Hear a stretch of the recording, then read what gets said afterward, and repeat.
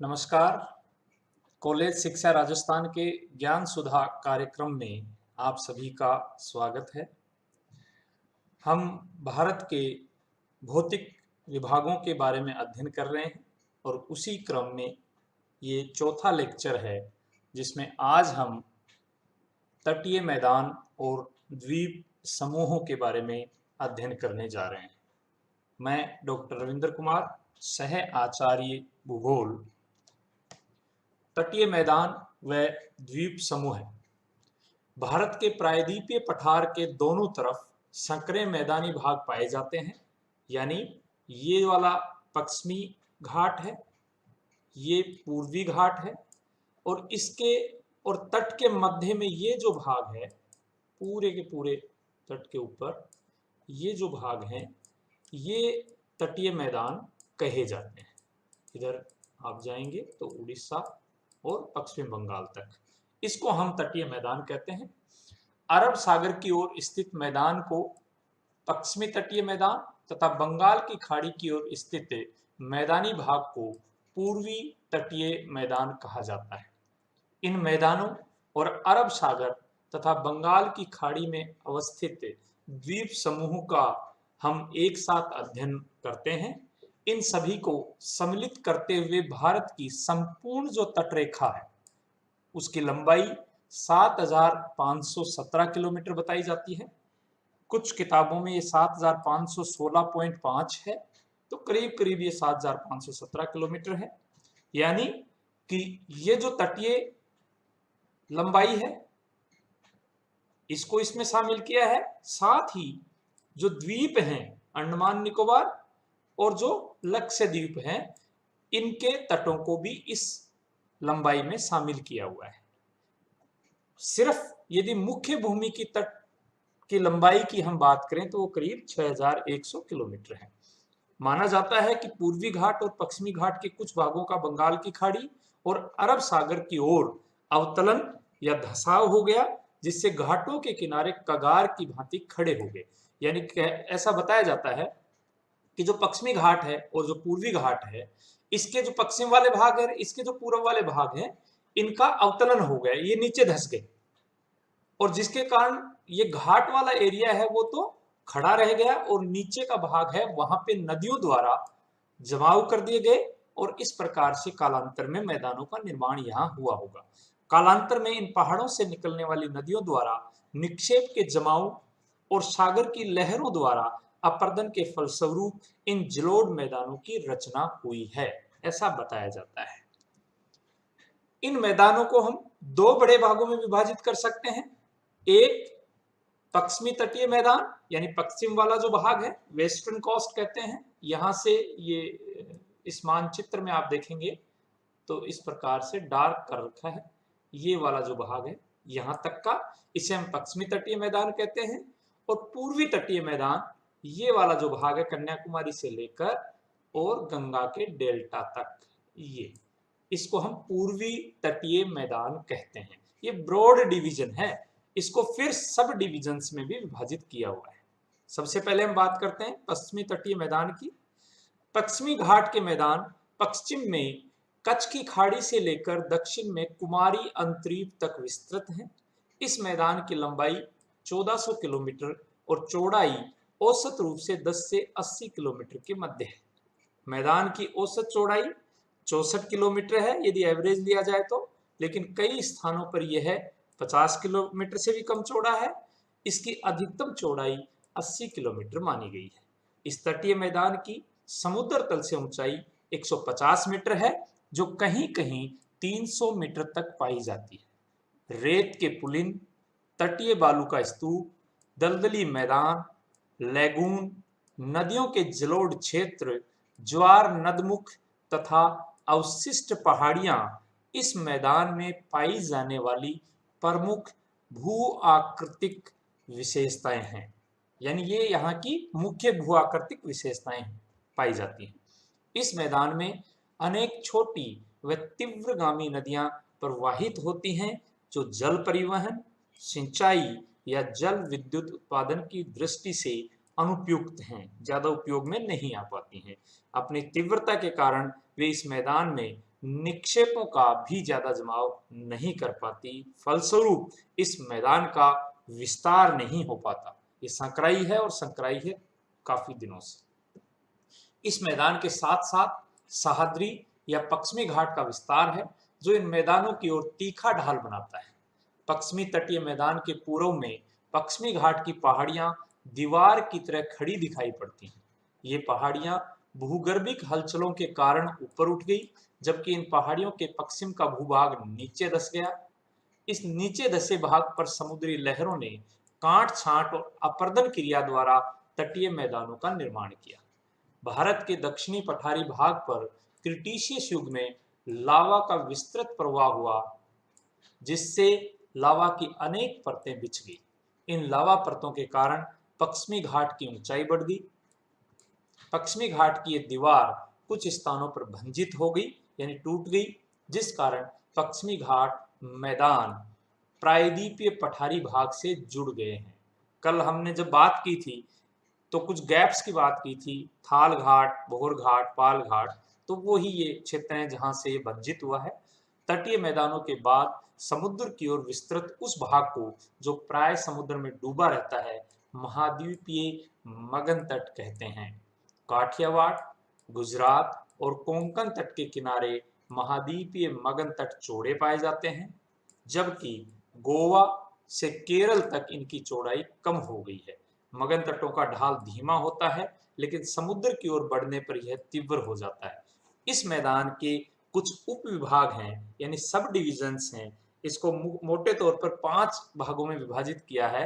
एक कच्छ का प्रायद्वीपीय मैदान, दूसरा गुजरात मैदान, तीसरा कोंकण मैदान, चौथा कर्नाटक तटीय मैदान और पांचवा मालाबार तटीय मैदान। कच्छ का प्रायद्वीपीय जो मैदान है उसका विस्तार आप देखेंगे। कच्छ एक द्वीप के रूप में है। इसके और मुख्य भूमि के मध्य एक उथली खाड़ी है जो वर्षा ऋतु में पानी से भर जाती है। शुष्क मौसम में इस खाड़ी के सूख जाने पर कच्छ का द्वीप मुख्य भूमि से जुड़ जाता है। कच्छ का मैदान एक शुष्क और अर्ध शुष्क नमकीन रेतीला मैदान है जो कभी समुद्र के नीचे रहा था। इसके धरातल पर कहीं कहीं बालू व चट्टानों के उभरे द्वीप दिखाई पड़ते हैं। इस दलदली नमकीन मैदान को कच्छ का रण कहा जाता है। कच्छ के रण को कच्छ की खाड़ी काठियावाड़ प्रायद्वीप से अलग करती है। कच्छ के रण की निम्न स्थलीय दलदली मृदाओं में नमक की उच्च मात्रा पाए जाने के कारण यह पूरा क्षेत्र लगभग बंजर और अनुपजाऊ है। नमक की सफेद रीढ़दार आकृतियां ऐसी प्रतीत होती हैं जैसे हड्डी से बनी कुछ संरचनाएं हैं। काठियावाड़ प्रायद्वीप के मध्य में गिरनार की पहाड़ियां पाई जाती हैं। तो ये कच्छ का प्रायद्वीपीय मैदान है। यदि आप मानचित्र में देखें तो ये काठियावाड़ वाला जो तट है, ये वाला जो भाग है, इसकी ये बात कर रहे हैं। आप तो आगे जाएंगे, ये वाला जो भाग है इसे इन्होंने गुजरात मैदान कहा है। फिर ये जो है उसे कोंकण तट कहा है। फिर इसके बाद गोवा से मैंगलोर तक का जो भाग है उसे इन्होंने कैनरा तट कहा है, या कर्नाटक तट भी कहते हैं, कर्नाटक मैदान भी कहते हैं। और उसके बाद जो केरल वाला हिस्सा है उसे मालाबार तट या मालाबार मैदान कहा गया है। तो ये पश्चिमी तट के उप विभाजन है। फिर गुजरात का मैदान, यह मैदान कच्छ और सौराष्ट्र के पूर्व में विस्तृत है। इसके अंतर्गत आंतरिक गुजरात और खंबात की खाड़ी के तटीय भाग सम्मिलित हैं। इस मैदान का ढाल पश्चिम और दक्षिण पश्चिम की ओर है, क्योंकि हम जानते हैं कि नर्मदा और ताप्ती नदियां जो हैं वो यहीं से समुद्र में गिरती हैं, तो पश्चिम की तरफ बहती हैं। इसका मतलब इसका ढाल पश्चिम और दक्षिण पश्चिम की ओर है। इस मैदान में साबरमती, माही, नर्मदा व ताप्ती नदियां प्रवाहित होती हुई मुहाना बनाती हैं। वैसे यह मैदान समुद्र तल से अधिक ऊंचा नहीं है। साबरमती के मुहाने पर तो यह केवल 12 मीटर ऊंचा है। फलतः तटीय क्षेत्रों में ज्वार का जल भर जाने के कारण नमकीन दलदलों की उत्पत्ति हो जाती है और इस मैदान के भीतरी भाग उपजाऊ कांप से निर्मित होने के कारण कृषि के लिए उपयुक्त हैं। कोंकण का मैदान, फिर है कोंकण का मैदान, दमन से लेकर गोवा तक जो फैला हुआ है, मुख्य रूप से दमन से गोवा तक फैले समुद्र तटीय मैदान को कोंकण का मैदान कहा जाता है। संपूर्ण महाराष्ट्र इसके अंतर्गत आता है। इस मैदान की लंबाई करीब 500 किलोमीटर तथा चौड़ाई 50 से 80 किलोमीटर है।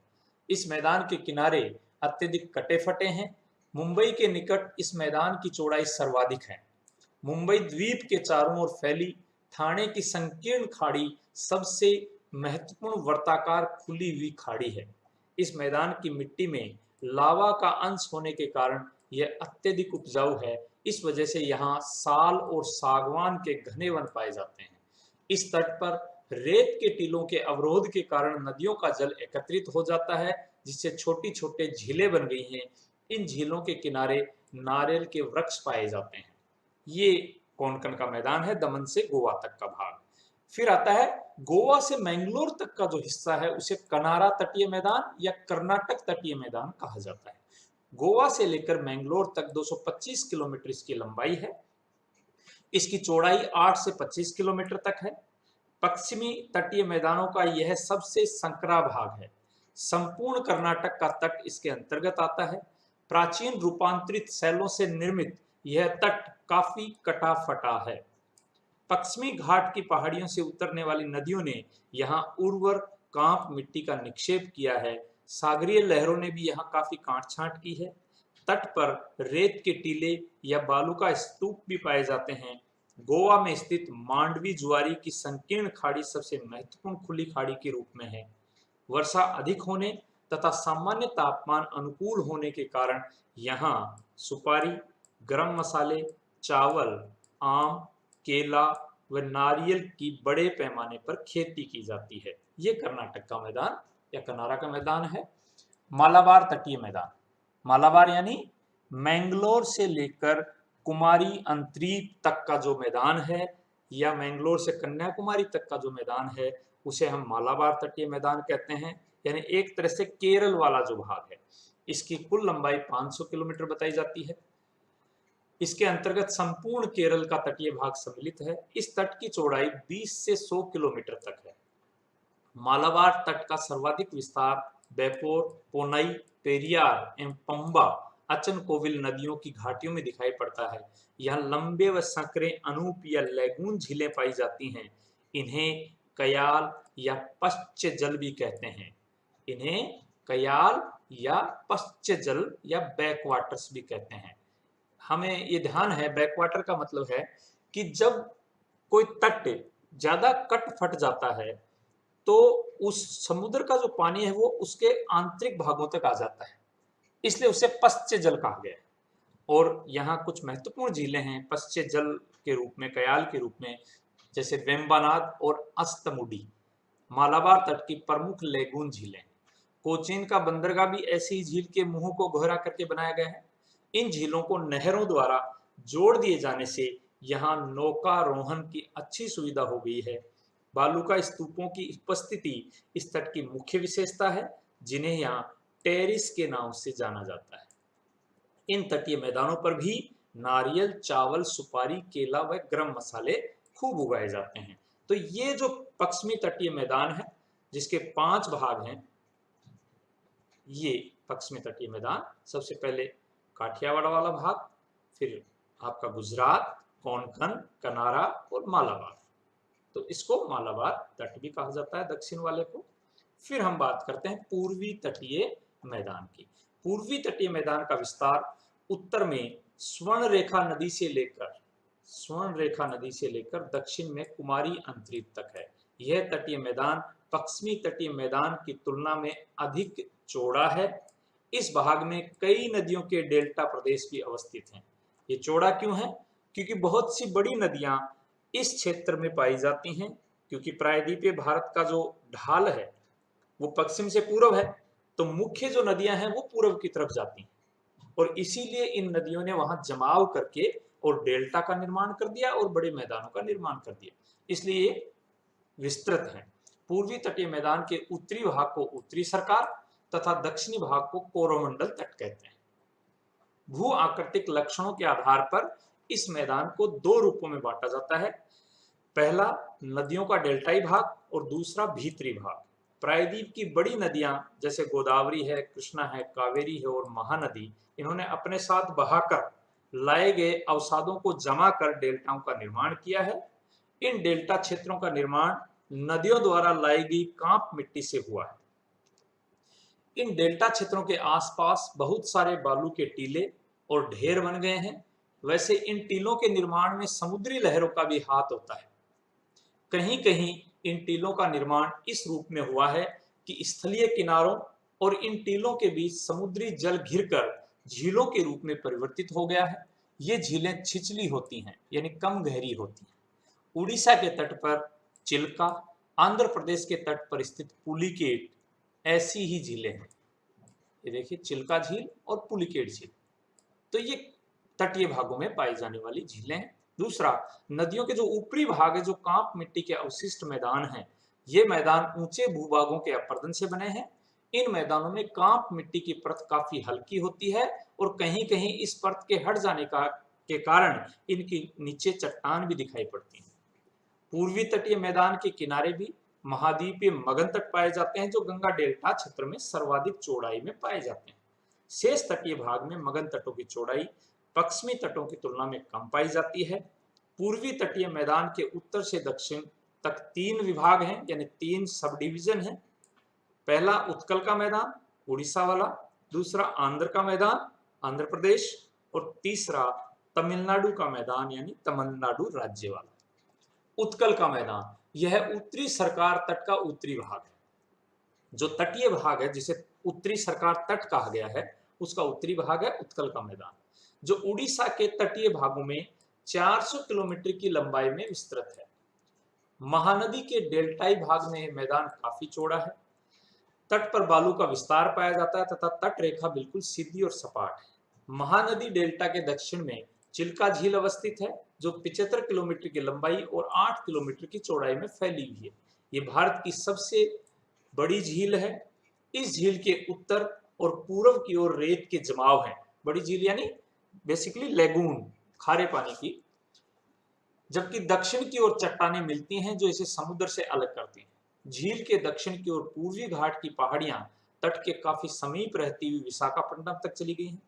विशाखापट्टनम जो बंदरगाह है, उसके सामने डॉल्फिन नामक चट्टानें समुद्र में स्थित हैं, जिसकी आड़ में जलपोत सुरक्षित रूप से बंदरगाह में ठहरते हैं। तो एक तरह का प्रोटेक्शन दिया है डॉल्फिन, जो वहां का एक तरह का चट्टानी भाग है। पूर्वी घाट से निकलकर अनेक छोटी छोटी नदियां समुद्र में गिरती हैं, जिनके मुहानों पर कई बंदरगाह विकसित हुए हैं। डेल्टा क्षेत्रों में उपजाऊ मिट्टी का जमाव होने के कारण सघन कृषि की जाती है। इसके दक्षिण वाला भाग है, उसे आंध्र का मैदान कहते हैं। यह मैदान आंध्र प्रदेश के तटीय इलाकों में फैला हुआ है। गोदावरी और कृष्णा नदियों के डेल्टा इसी भाग में पाए जाते हैं। ये डेल्टाई प्रदेश एक दूसरे के काफी निकट हैं और 160 किलोमीटर की लंबाई में फैले हुए। इन दोनों डेल्टा क्षेत्रों के बीच में कोलेरू नाम की झील अवस्थित है, जिसमें कई छोटी नदियां गिरती हैं। इस क्षेत्र में यह तटीय मैदान काफी चौड़ा है और कृष्णा नदी के सहारे ये 100 किलोमीटर भीतर तक चला गया है। काकीनाडा और मछलीपट्टनम जैसे बंदरगाह इसी भाग में स्थित हैं। तीसरा, तटीय मैदान, तमिलनाडु का मैदान। यह पूर्वी तटीय मैदान का दक्षिण भाग है, जिसे कोरोमंडल तट के नाम से भी जाना जाता है। कोरोमंडल, यह मैदान पुलिकट झील से लेकर कुमारी अंतरीप तक 675 किलोमीटर की लंबाई में विस्तृत है। यह भाग तमिलनाडु और पुदुचेरी के तटीय प्रदेशों में फैला हुआ है। इस मैदान की चौड़ाई करीब 100 किलोमीटर है। वैसे कावेरी नदी के डेल्टाई क्षेत्र में यह 130 किलोमीटर की चौड़ाई में फैला हुआ है। पुलिकट एक वलयाकार लैगून झील है, जिसका 84% हिस्सा आंध्र प्रदेश में, जबकि शेष तमिलनाडु में। श्रीहरिकोटा नामक द्वीप इसे समुद्र से अलग कर झील का रूप देता है। ये महत्वपूर्ण है कि बहुत बार ये पूछा जाता है कि श्रीहरिकोटा कहाँ स्थित है। तो श्रीहरिकोटा एक तरह से एक द्वीप है जो पुलिकेट झील वाला जो क्षेत्र है वहां स्थित है, और महत्वपूर्ण इसलिए भी है कि श्रीहरिकोटा पर हमारा जो स्पेस लॉन्चिंग पैड है, जिसे हम श्री सतीश धवन लॉन्चिंग पैड के नाम से जानते हैं, वो भी स्थित है। जितने भी सैटेलाइट्स हैं हम वहां से छोड़ते हैं। प्राचीन चट्टानों से निर्मित यह द्वीप तटीय श्रेणी के रूप में है। कुमारी अंतरीप और श्रीलंका के बीच मन्नार की खाड़ी में कई छोटे छोटे प्रवाल द्वीप पाए जाते हैं। इस तटीय मैदान में चावल और नारियल की खूब पैदावार होती है। तो ये पूर्वी तटीय मैदान हैं जिनको 3 भागों में बांटा है, उत्कल का मैदान, आंध्र का मैदान और तमिलनाडु का मैदान। अब देखिए कुछ बात हम करते हैं तटीय मैदानों की क्या उपयोगिता है। तटीय मैदान सघन जनसंख्या को आश्रय देते हैं, विदेशी व्यापार के लिए तट ही मार्ग प्रदान करते हैं, क्योंकि इनके ऊपर बने हुए जो बंदरगाह हैं उनके द्वारा ही व्यापार किया जाता है। उसी के आधार पर बड़े उद्योग तटवर्ती नगरों में स्थापित किए गए हैं। तटीय मैदान पर्याप्त उपजाऊ हैं और यहाँ चावल, नारियल, केले और गर्म मसालों की कृषि की जाती है। कच्चे तेल की दृष्टि से तटीय मैदान अत्यंत संपन्न है। मुंबई के अपतटीय क्षेत्र और कृष्णा गोदावरी बेसिन में कच्चे तेल के विशाल भंडार पाए जाते हैं, गैस के भी, और केरल तट की रेत में मोनोजाइट के प्रचुर निक्षेप मिलते हैं। मत्स्य उत्पादन के लिए भी ये तट सर्वाधिक उपयुक्त हैं। तो आर्थिक दृष्टि से यदि हम देखें, आर्थिक और सुरक्षा की दृष्टि से देखें तो तटीय मैदानों का अपना बड़ा महत्व है। इनको यदि पूर्वी तटीय और पश्चिमी तटीय मैदानों का हम यदि कंपैरिजन करें तो कुछ ऐसे बिंदु हैं जिन पे हम एक दूसरे की विभिन्नताएं या इनका कंपैरिजन कर सकते हैं। जैसे पूर्वी तटीय मैदान में डेल्टा है, जबकि यहाँ पे पश्चिमी तटीय मैदान में ज्वार नदमुख हैं, एस्चुरी हैं। पूर्वी तटीय मैदान का अधिकांश भाग निक्षेप से बना है, इसका अधिकांश भाग अपर्दित है। दक्षिणी पश्चिमी मानसून से उत्पन्न तीव्र लहरों द्वारा तट का अपर्दन हुआ है। यह पूर्वी तटीय मैदान शीतकालीन और ग्रीष्मकाल दोनों मानसूनों से वर्षा प्राप्त करता है। ये बहुत महत्वपूर्ण बात है कि पूर्व वाला जो तट है वहां ग्रीष्मकालीन वर्षा भी होती है और शीतकालीन भी, यानी आते हुए मानसून से भी और लौटते हुए मानसून से भी। यह केवल ग्रीष्मकालीन मानसून से वर्षा प्राप्त करता है। पूर्वी तटीय मैदान में चिकनी मिट्टी की प्रधानता के कारण चावल का उत्पादन अधिक होता है और पश्चिमी तटीय मैदान में खुरदरी मिट्टी के कारण रबड़, नारियल इत्यादि पैदा होते हैं। पूर्वी तटीय मैदान कम कटाफटा है जिसके कारण इसे प्रशांत तट कहते हैं, जबकि पश्चिमी तटीय मैदान अधिक कटाफटा है जिसके कारण इसे अटलांटिक तट की उपाधि दी गई है। पूर्वी तटीय मैदान पतन अवसादीकरण के कारण कृत्रिम है। ये महत्वपूर्ण बात है कि जो पूर्वी तट पर जितने भी पतन हैं उनका वो सारे के सारे कृत्रिम हैं, प्राकृतिक। लेकिन पश्चिमी तटीय मैदान जो है वो कटाफटा होने के कारण पतन प्राकृतिक हैं, इसमें कृत्रिम है। कृत्रिम यानी हमारे बनाए हुए हैं। और यहाँ पे तो क्योंकि उनको व्यवस्था मिल रही है ऑलरेडी, तो इसलिए वो प्राकृतिक हो जाते हैं। पूर्वी मैदान पर जनसंख्या घनत्व अधिक है, इसमें जनसंख्या घनत्व कम है। पूर्वी तटीय मैदान ढलान कम है इसलिए नदियों का प्रवाह धीमा रहता है, ढलान अधिक है इसलिए नदियों का प्रवाह तेज रहता है। फिर हम बात करते हैं भारत के द्वीप समूह। भारत में कुल 250 द्वीप पाए जाते हैं महत्वपूर्ण, जिनमें से 204 बंगाल की खाड़ी और 43 अरब सागर में मिलते हैं। अंडमान और निकोबार द्वीप समूह बंगाल की खाड़ी का सर्वप्रमुख द्वीप समूह है जो विवर्तनिक या ज्वालामुखी क्रियाओं से बने हैं। इनकी समुद्र तल से ऊंचाई 750 मीटर तक पाई जाती है। बंगाल की खाड़ी के द्वीप इसी प्रक्रिया से बने हैं, जबकि अरब सागर के द्वीप परवाल या मूंगे की चट्टानों से निर्मित हैं, जैसे लक्षद्वीप है। इन द्वीपों में से कुछ द्वीप तट के निकट पाए जाते हैं जबकि कुछ तट से काफी दूर पाए जाते हैं।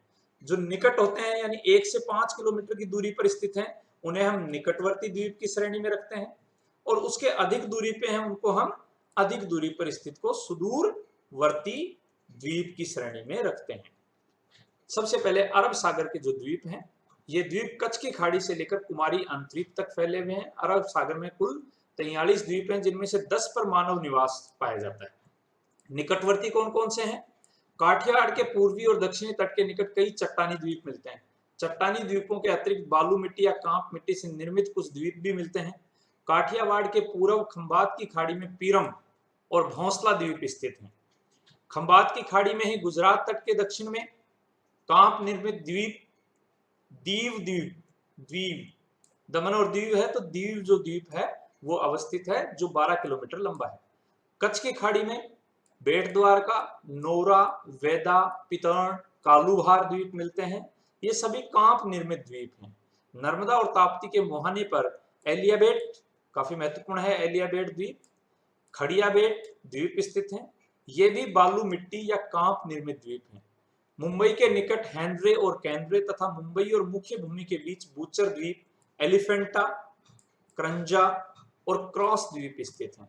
एलिफेंटा और रत्नागिरी के बीच द्वीपों का अभाव पाया जाता है, वहां ज्यादा द्वीप नहीं है। मैंगलोर तट के पास भटकल, पिजनकोक और सेंट मैरी द्वीप स्थित हैं। यलवान बंदरगाह के पास 12 द्वीप पाए जाते हैं, जिनमें से एक 14 वर्ग किलोमीटर के आकार का है। यानी ये सारे के सारे छोटे और निकटवर्ती द्वीप हैं।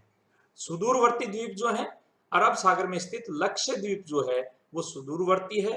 ये कई द्वीपों का समूह है, जिसमें लक्षद्वीप, मिनिकॉय और अमिनी द्वीप प्रमुख है। लक्षद्वीप का अर्थ होता है 1 लाख द्वीप। यह द्वीप समूह है भारत के पश्चिमी तट से 200 से 300 किलोमीटर की दूरी पर 8 डिग्री से 12 डिग्री उत्तरी अक्षांश व 71 डिग्री 40 मिनट से 74 डिग्री पूर्वी देशांतरों के मध्य फैला हुआ है। इस द्वीप समूह का क्षेत्रफल 32 वर्ग किलोमीटर है। कावरती यहाँ की राजधानी है। अमीन द्वीप इनमें सबसे छोटा द्वीप है और मिनिकॉय जो है वो इनमें सर्वाधिक दक्षिण में स्थित है। सबसे दक्षिण में जो स्थित है वो है मिनिकॉय। ये सभी द्वीप परवाल निर्मित हैं। ये महत्वपूर्ण बात है कि इनका निर्माण परवालों से हुआ है, ना कि विवर्तनिक घटनाओं से। यहाँ नारियल के वृक्ष बहुतायत में पाए जाते हैं। ये देखिए, ये लक्षद्वीप को यदि आप देखेंगे तो ये इसकी राजधानी है कावरती। ये सुहेली रीफ, ये कई नाम हैं, एंड्रोइड, अमिनी, अमिनदीवी आइलैंड्स, और ये 9 डिग्री चैनल है। 9 डिग्री चैनल यानी यहाँ से 9 डिग्री अक्षांश जो है वो गुजरता है, इसलिए इसको 9 डिग्री चैनल कहा है।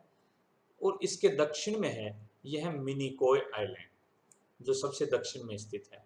मिनिकॉय जो आइलैंड है वो 8 डिग्री और 9 डिग्री के मध्य में स्थित है। इसी प्रकार से इधर आप देखेंगे तो यह है अंडमान निकोबार। अंडमान निकोबार यानी 2 द्वीपों का समूह है, एक अंडमान और एक निकोबार। तो आप देखेंगे तो ये ऊपर उत्तरी जो भाग है ये अंडमान समूह है। ये देखिए, ये जो भाग है ये निकोबार का भाग है।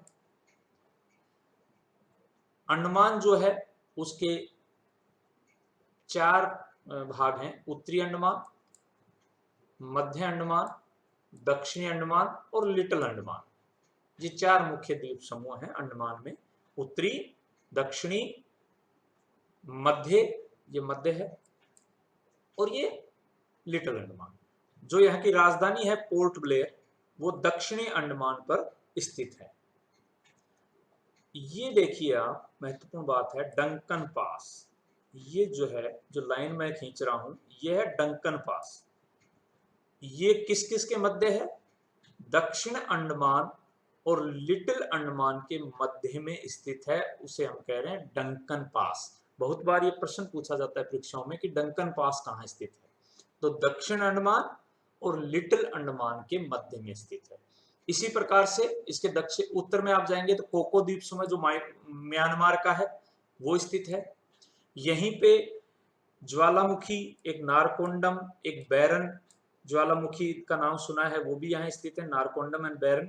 बैरन है वो तो बिल्कुल एक्टिव ज्वालामुखी है, महत्वपूर्ण एशिया का एक्टिव ज्वालामुखी है, उसमें गिनती की जाती है इसकी। फिर जो अंडमान वाला समूह है वो निकोबार समूह से किससे अलग होता है? 10 डिग्री चैनल से। ये देखिए 10 डिग्री चैनल, इससे ये अलग हो रहा है, सेपरेट हो रहा है। फिर आता है कार निकोबार, फिर लिटिल निकोबार, फिर ग्रेट निकोबार। सबसे दक्षिण में क्या है? ग्रेट निकोबार। और इसका जो दक्षिणतम बिंदु है उसे हम कहते हैं इंदिरा पॉइंट। तो कहां स्थित है इंदिरा पॉइंट? ग्रेट निकोबार। तो ये महत्वपूर्ण बात है, इसको हम विस्तार से देखते हैं। बंगाल की खाड़ी के द्वीप। बंगाल की खाड़ी के द्वीपों को निकटवर्ती और सुदूरवर्ती में बांटा जाता है। तटवर्ती कौन से होंगे? यानी निकटवर्ती। बंगाल की खाड़ी में सर्वाधिक तटवर्ती द्वीप गंगा के डेल्टाई क्षेत्र में पाए जाते हैं। यहाँ नदियों द्वारा लाई गई कांप मिट्टी का जमाव होने से कई द्वीपों का निर्माण हुआ है। हुगली के सामने 20 किलोमीटर लंबा सागर द्वीप अवस्थित है, जिसे गंगा सागर नाम से जाना जाता है। दक्षिणी 24 परगना के कटे फटे तट के सामने महाद्वीपीय मगन तट पर फैले कई द्वीप पाए जाते हैं। न्यू मूर भी ऐसा ही एक द्वीप है। न्यू मूर। महानदी और ब्राह्मणी नदियों के डेल्टा क्षेत्र में कुछ छोटे छोटे द्वीप मिलते हैं। गोदावरी, कृष्णा और कावेरी नदियों के डेल्टाई क्षेत्रों में ऐसे द्वीप नहीं दिखाई देते हैं। भारत और श्रीलंका के बीच मन्नार की खाड़ी में पंबन द्वीप प्रमुख है। यह आदम के पुल के नाम से प्रसिद्ध संरचना का ही एक अंश है। यह चट्टानी धरातल वाला द्वीप है जो रामनाथपुरम जिले के अंतर्गत आता है। पंबन और रामनाथपुरम के बीच एक पुल बना हुआ है जो दोनों को जोड़ता है। धनुषकोटी से दक्षिण की ओर मन्नार की खाड़ी में 10 द्वीप पाए जाते हैं जो तट से औसतन 7 किलोमीटर की दूरी पर अवस्थित हैं। ये संकरे और नीचे धरातल वाले द्वीप हैं। आंध्र प्रदेश और तमिलनाडु की सीमा पर पुलिकेट झील के पास श्रीहरिकोटा द्वीप भी है जो महत्वपूर्ण है। यह 50 किलोमीटर लंबा है। तूतीकोरिन से 4 किलोमीटर की दूरी पर स्थित हेयर द्वीप एक प्रवाल निर्मित द्वीप है। क्या नाम है? हेयर। फिर सुदूरवर्ती द्वीप में अंडमान आ जाता है। बंगाल की खाड़ी के मुख्य द्वीपों में अंडमान निकोबार द्वीप समूह आते हैं। ये द्वीप समूह 6 डिग्री 30 मिनट से 13 डिग्री 45 मिनट उत्तरी अक्षांश और 92 डिग्री 10 मिनट से 94 डिग्री 15 मिनट पूर्वी देशांतरों के मध्य विस्तृत है। 10 डिग्री चैनल अंडमान और निकोबार द्वीप समूह को एक दूसरे से पृथक करते हैं। मैंने जैसा अभी बताया 10 डिग्री चैनल। भारतीय मुख्य भूमि अर्थात बंगाल की खाड़ी के शीर्ष से अंडमान द्वीप समूह की न्यूनतम दूरी 2000 किलोमीटर में है। अंडमान और निकोबार द्वीप समूह का सर्वाधिक दक्षिणी बिंदु इंदिरा पॉइंट है जो ग्रेट निकोबार द्वीप पर स्थित है। 2 ग्रुप हैं इनके, एक अंडमान द्वीप समूह का, एक निकोबार द्वीप समूह। उत्तर से दक्षिण तक लगभग 300 किलोमीटर की लंबाई में विस्तृत हैं और इसके अंतर्गत उत्तरी अंडमान, मध्य अंडमान, दक्षिणी अंडमान और लघु अंडमान मुख्य द्वीप हैं। उत्तरी अंडमान द्वीप समूह पर मध्य ऊंचाई की श्रेणियां और संकरी पहाड़ियां पाई जाती हैं, घाटियां पाई जाती हैं, सॉरी। मध्य और दक्षिणी अंडमान का धरातल अपेक्षाकृत समतल है, केवल किनारों पर कुछ ऊंचा है। इन द्वीपों का पूर्वी भाग पश्चिमी भाग की तुलना में अधिक ऊंचा है। इन द्वीपों के पश्चिमी तट पर प्रवाल निर्मित चट्टानें मिलती हैं जो तट से 32 किलोमीटर तक फैली हुई हैं। अंडमान द्वीप समूह 8300 वर्ग किलोमीटर क्षेत्रफल में फैले हुए हैं। इनके किनारे काफी कटे फटे हैं।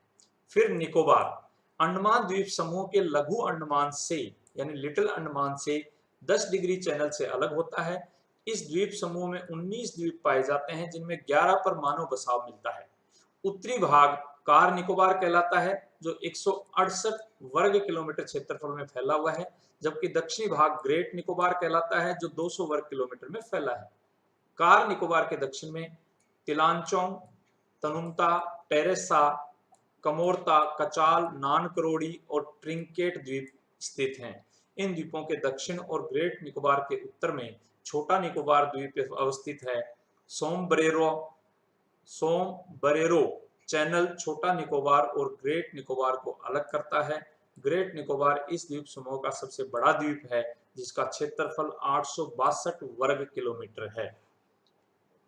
ऐसा माना जाता है कि अंडमान और निकोबार द्वीप समूह समुद्र में निमग्न उस पर्वत श्रेणी की ऊपर उठी हुई चोटियां हैं जो कभी अराकन योमा पहाड़ियों को सुमात्रा द्वीप की मध्यवर्ती श्रेणियों से मिलाती थी। इस द्वीप समूह की राजधानी पोर्ट ब्लेयर है। पोर्ट ब्लेयर के उत्तर पूर्व में बैरन और नारकोंडम नामक 2 ज्वालामुखी द्वीप पाए जाते हैं। 1991 में 10 अप्रैल को बैरन द्वीप पर लगभग 200 वर्षों के बाद ज्वालामुखी से लावा का उद्गार हुआ था। अंडमान और निकोबार द्वीप समूह की जलवायु पूरे वर्ष गर्म उष्णकटिबंधीय प्रकार की रहती है। साथ ही यहाँ 2 मानसून क्रम पाए जाते हैं जो मध्य मई से मध्य सितंबर और नवंबर से मध्य दिसंबर तक चलते हैं, यानी लौटता हुआ मानसून भी इधर से गुजरता है। इस दौरान यहाँ भारी वर्षा होती है।